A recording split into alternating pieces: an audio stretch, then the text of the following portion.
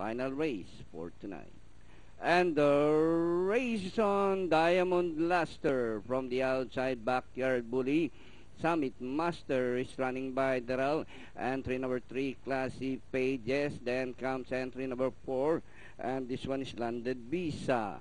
It's now Diamond Luster, Summit Master, rushing up Sinagtala, Classy Pages, down on the inside, Shining Crown, alongside Landed Visa, Escape Artist, and on the further outside is Backyard Bully, then comes Prince Dugo, Yotero, and Manila Smile is running at the tail of the field.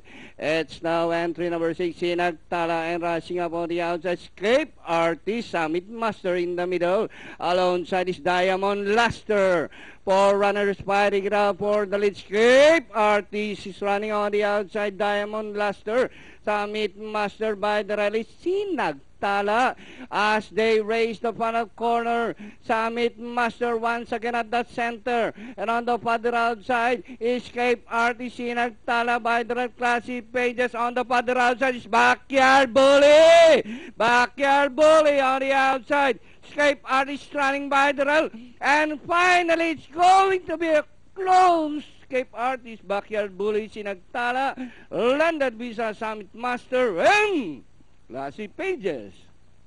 Yun ang